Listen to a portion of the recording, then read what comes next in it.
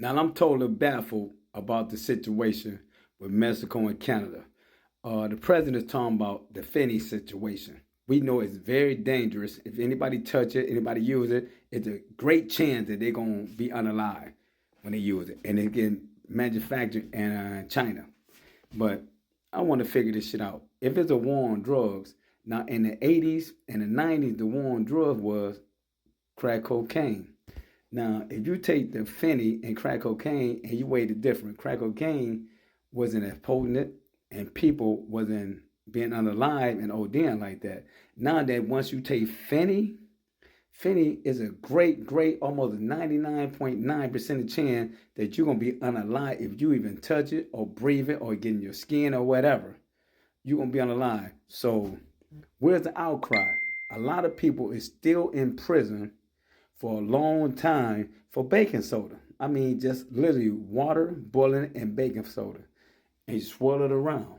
Then you got the fenty that they know is being manufactured in China, and China sending it to the cartel, and they making it. It's synthetic and it's unaliving hundreds and thousands of people around the world. So why is there higher penalties for that? Because this is my take on it.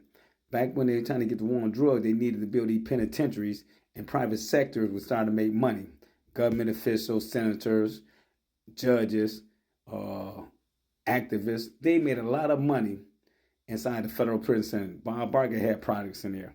Now, they also had the drug treatment centers that came out to treat people for this. So now you get money for your actual body, you get money for the bed, and you actually get money now on the war on drugs in the 80s and 90s for rehabilitation with drug usage because they labeled people addicts, so it had a DAP program, a drug treatment program inside the federal system. Now let's fast forward to 2025.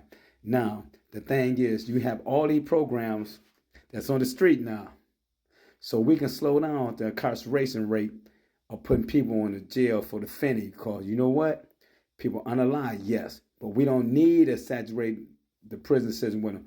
We need to fund these drug treatment centers out here. By funding these drug treatment centers out here, guess what? They make more money on the street. Now you're getting tens of thousands for each person that might go to a class without incarcerating them. You see where I'm going? So now you got these all over the country, all over the city, and they still regulated by the government. The government can sit there and wean you off it. They also give you drugs to counteract that, then also give you treatment, and then also label that a mental illness. So they making money 4 different or 5 different ways. That's why they're not trying to give you a lot of time. And guess what? It's not just an African American thing when it came down to cocaine base. Now and crack. Now it's a white thing, white America. Little Sally, little Susie, little Carol Burnett, they all addicted to this. So now you got drug treatment courts. So when they get caught for committing a crime, and they can go in and say, well, I'm addicted to this DRUG, this fenty, hey, we're going to give you treatment. And now the treatment center keep building up. But fast forward and reverse it. If an African American get caught with that, no matter what they say, they going to prison. So it's a catch-22. We still getting prison time, and we're going to get treatment in jail. They don't get prison time like before when they had the cocaine base. Now you got the fenty, they're not going to lock them up. They're going to send them back out to rural America with treatments and make sure that they get off this. But they also letting it into the country because you got 4 or 5 different sectors that getting money. The treatment centers, they got bed for the treatment centers.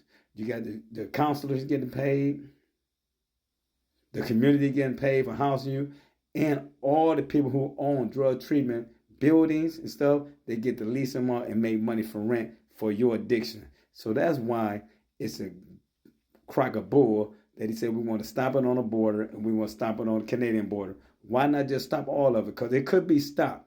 I was in the Marine Corps. We never had an invasion on these shores. Yes, we had the red codes and blue codes. You know how that go when you live back then. But now we haven't had anybody invade us since World War I or II when they went over to Hawaii. So Why are they not actually stopping all illegal contraband coming into this country if it's affecting American people? We stop some, we let some in, we keep treating the addicts and keep making money for big pharma. That's all it is, a game. And then you gotta look at it. They let the big pharma company come out with the oxys. The oxy get everybody addicted. They pull the oxy, start sanctioning the big pharma. Now everybody's addicted. It's a fucking game. They love people who are addicted. They can control you. They can get money from you. And they know you're not going to be in their way. Peace out.